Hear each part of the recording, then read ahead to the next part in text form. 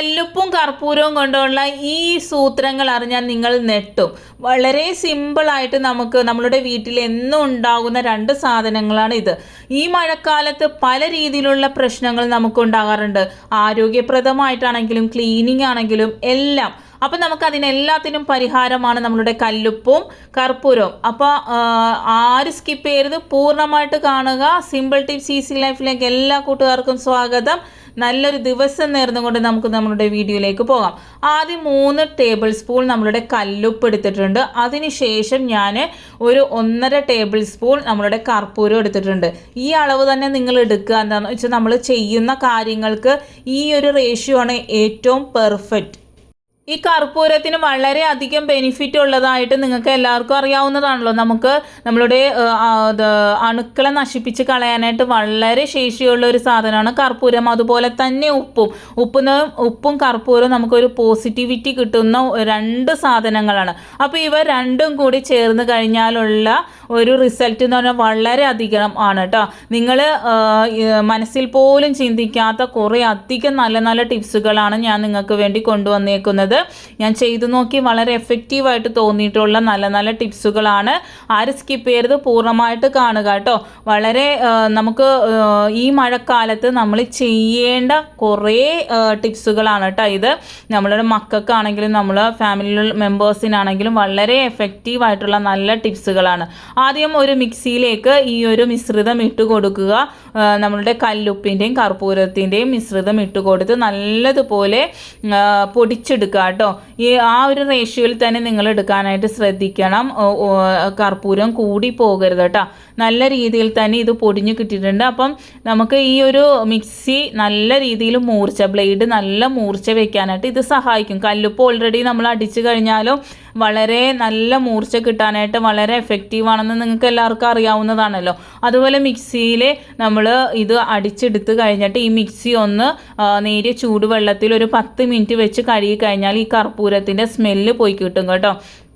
കർപ്പൂരത്തിൻ്റെ smell പോകാനായിട്ട് ഒരിത്തിരി പാടല്ല. അപ്പോൾ നേരിയ ചൂടുവെള്ളം ഒഴിച്ചിട്ട് ഒരു 10 മിനിറ്റ് വെച്ച് കഴിഞ്ഞാൽ മതി. എന്നിട്ട് സാധാരണ കഴുകിയെടുത്താൽ മതി. നല്ല രീതിയിൽ തന്നെ ക്ലീനായി കിട്ടും.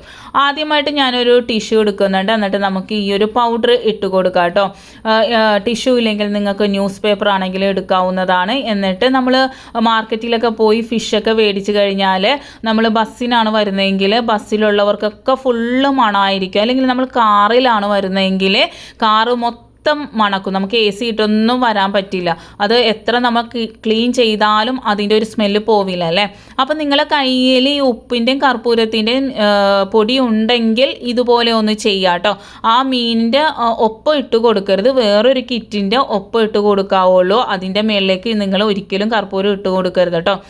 നിങ്ങൾ ഇതുപോലെ മാറ്റി ഒരു ഇതിലിട്ട് കൊടുത്തു കഴിഞ്ഞാൽ ആ ഒരു ബാഡ് സ്മെല്ല് ഉണ്ടാവില്ല. നിങ്ങൾക്ക് ഇനി ഉപ്പും കർപ്പൂരത്തിൻ്റെ മിശ്രിതം ഇല്ലെങ്കിൽ കർപ്പൂരം മാത്രം ഇതുപോലെ ഇട്ട് കൊടുത്താൽ മതി. ആ ഒരു ബാഡ് സ്മെല്ല് ഉണ്ടാവില്ല. നമ്മൾ AC ഇട്ട് കാറിൽ പോയാൽ പോലും ആ ഒരു മീനിൻ്റെ മണം നമ്മൾ കാറിലൊന്നും ഉണ്ടാവില്ല. അതുപോലെ ബസ്സിൽ പോകുന്നവരാണെങ്കിൽ ബസ്സിലും ഉണ്ടാവില്ല. നമുക്ക് മീനൊക്കെ മേടിച്ച് ബസ്സിലൊക്കെ കയറി വരാൻ വളരെ ബുദ്ധിമുട്ടല്ലേ. ഇതൊന്ന് ചെയ്ത് നോക്കാം കേട്ടോ. അടുത്തതായിട്ട് നമ്മൾ ഫിഷ് ക്ലീൻ ചെയ്ത് കഴിഞ്ഞാൽ ഇപ്പോൾ ഫ്ലാറ്റിലൊക്കെ താമസിക്കുന്നവർ അതുപോലെ എല്ലാവരും അകത്തൊക്കെ വെച്ച് ക്ലീൻ ചെയ്യാറുണ്ട്. പുറത്ത് വെച്ച് ക്ലീൻ ചെയ്യുന്നവർക്ക് ഈ ഒരു പ്രശ്നം ഉണ്ടാവില്ല. പക്ഷേ അകത്ത് വെച്ച് ക്ലീൻ ചെയ്യുന്നവരാണെങ്കിൽ ഇത് ഒരു വലിയ ബുദ്ധിമുട്ടാണ്. ചാളയൊക്കെ മേടിച്ച് കഴിഞ്ഞാൽ പറയേ വേണ്ട. ഇനിയിപ്പോൾ മഴക്കാലം ആകുമ്പോൾ മീനൊക്കെ നല്ല നെയ്യ് ഉണ്ടാവും. നെയ്യ് ഉണ്ടായിക്കഴിഞ്ഞാൽ വളരെ അധികം ഏതൊരു മീനിനും വളരെ സ്മെല്ലാണ് അല്ലേ. അപ്പോൾ ആ സിങ്കിലേക്ക് നമ്മൾ ഈ ഒരു പൗഡർ ഇട്ട് നല്ലതുപോലെ കൈ കൊണ്ട് എല്ലായിടത്തും നല്ലതുപോലെ തേച്ച് കൊടുക്കുക. എന്നിട്ട് വേണമെങ്കിൽ ഏതെങ്കിലും ഒരു ലിക്വിഡ് സോപ്പും കൂടി ഒഴിച്ചിട്ട് നമ്മൾ നല്ലപോലെ കഴുകി കഴിഞ്ഞാൽ യാതൊരു ബാഡ് സ്മെല്ലും ഉണ്ടാവില്ല കേട്ടോ. ആ ഓവിന്ന് പോലും ഉള്ള ആ ഒരു ബാഡ് സ്മെല്ല് പോയി കിട്ടാനായിട്ട് ഈ ഒരു മിശ്രിതം കൊണ്ട് കഴുകുമ്പോൾ സാധിക്കുന്നതാണ് കേട്ടോ. മഴക്കാലം ആകുമ്പോൾ പുറത്തുനിന്ന് മീൻ കഴുകലൊക്കെ വളരെ ബുദ്ധിമുട്ടായിരിക്കുമല്ലോ. അപ്പോൾ ഇതുപോലെ ഒന്ന് ചെയ്ത് നോക്കാം കേട്ടോ. പുറത്ത് വെച്ച് നമ്മൾ സെക്കൻഡ് കിച്ചണിൽ വെച്ച് ചെയ്താലും ആ ഒരു സ്മെല്ല് വീട് മൊത്തം വരും. അപ്പോൾ ഇതൊന്ന് ചെയ്ത് നോക്കാം.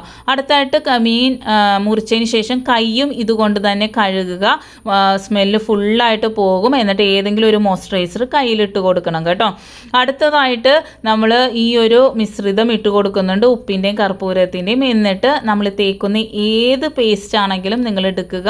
എന്നിട്ട് നല്ലതുപോലെ മിക്സ് ചെയ്തിട്ട് നമ്മൾ ആഴ്ചയിൽ ഒരു പ്രാവശ്യം മാത്രം ഇത് ചെയ്താൽ മതി. നമ്മളെ മോണയിലുണ്ടാകുന്ന എല്ലാ ബുദ്ധിമുട്ടുകൾക്കും ഒരു പരിഹാരമാണ് കേട്ടോ ഇങ്ങനെ ചെയ്യുന്നത്.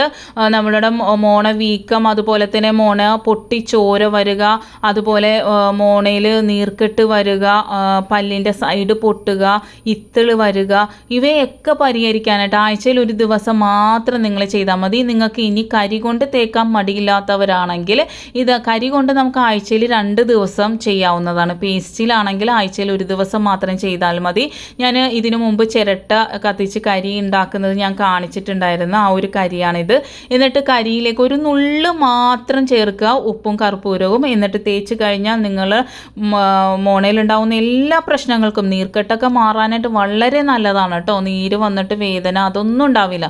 അടുത്തായിട്ട് നമ്മൾ ഇതുപോലെ കോട്ടൺ തുണി എടുത്തിട്ടുണ്ട്, അതിലേക്ക് ഉപ്പും കർപ്പൂരത്തിനെയും മിശ്രിതം ഇടാം. കരിയും കൂടെ ഇട്ട് കൊടുക്കുന്നുണ്ട്. കരി ഉണ്ടെങ്കിൽ ഇട്ട് കൊടുക്കുക, ഇല്ലെങ്കിൽ ഇടണ്ട കേട്ടോ. കരി ഇട്ട് കഴിഞ്ഞാൽ കൂടുതൽ എഫക്റ്റ് ആയിരിക്കും. അപ്പം നമ്മൾ ഷൂ ഒക്കെ ഈ മഴക്കാലത്ത് ഉപയോഗിച്ച് മാറ്റി വെച്ച് കഴിഞ്ഞാൽ വളരെയധികം ബാഡ് സ്മെൽ ഉണ്ടാവും അല്ലേ. അതില്ലാതിരിക്കാനായിട്ട് ഇങ്ങനെ ചെയ്യാട്ടോ. നമ്മളുടെ കാലിന് പല വിധത്തിലുള്ള അസ്വസ്ഥതയും ഉണ്ടാകും. അതുപോലെ തന്നെ ഈ ഷൂ റാക്കിൽ നമ്മളുടെ തവള, പാമ്പ് ഇവയൊക്കെ വരാതിരിക്കാനായിട്ട് ഈ കർപ്പൂരവും ഉപ്പിൻ്റെയും മിശ്രിതം ഇതുപോലെ കിഴികെട്ടി വെച്ച് കൊടുത്താൽ വളരെ യൂസ്ഫുൾ ആണ് കേട്ടോ.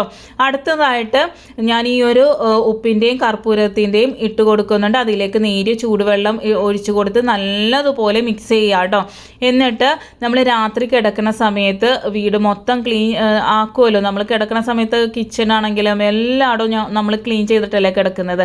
ആ ക്ലീൻ ചെയ്തതിന് ശേഷം ഇതൊന്ന് സ്പ്രേ ചെയ്ത് ഗ്യാസ് അടപ്പും കൗണ്ടർ ടോപ്പും എല്ലാ സ്ഥലവും, അതുപോലെ തന്നെ ഡൈനിങ് ടേബിൾ എല്ലായിടവും നമ്മൾ ഇത് ഒന്ന് സ്പ്രേ ചെയ്ത് ഒന്ന് തുടച്ചിട്ട് കിടക്കുകയാണെങ്കിൽ ശരിക്കും പറയാം ഒരു പോസിറ്റീവ് എനർജി തീർച്ചയായിട്ടും നെക്സ്റ്റ് മോർണിംഗ് നമ്മൾ എഴുന്നേറ്റ് വരുമ്പോൾ ഉണ്ടാവും കേട്ടോ.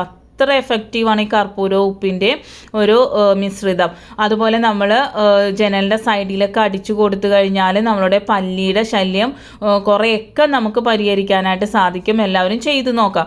അടുത്തായിട്ട് ഇതുപോലെ ഒരു ബൗൾ എടുത്തിട്ടുണ്ട്, ഉപ്പിൻ്റെയും കർപ്പൂരത്തിൻ്റെയും മിശ്രിതം ഇട്ടിട്ടുണ്ട്. കുറച്ച് ഗ്രാമ്പു ഇട്ട് കൊടുക്കുന്നുണ്ട്. ഗ്രാമ്പു നിങ്ങൾക്ക് ഇഷ്ടമുള്ള അത്രയും, ഞാൻ 10-15 ഇട്ടിട്ടുണ്ട്. അതിൻ്റെ ഒരു സ്മെല്ല് എനിക്ക് വളരെയധികം ഇഷ്ടമായതുകൊണ്ട് തന്നെ കൂടുതൽ ഇട്ടിട്ടുണ്ട്.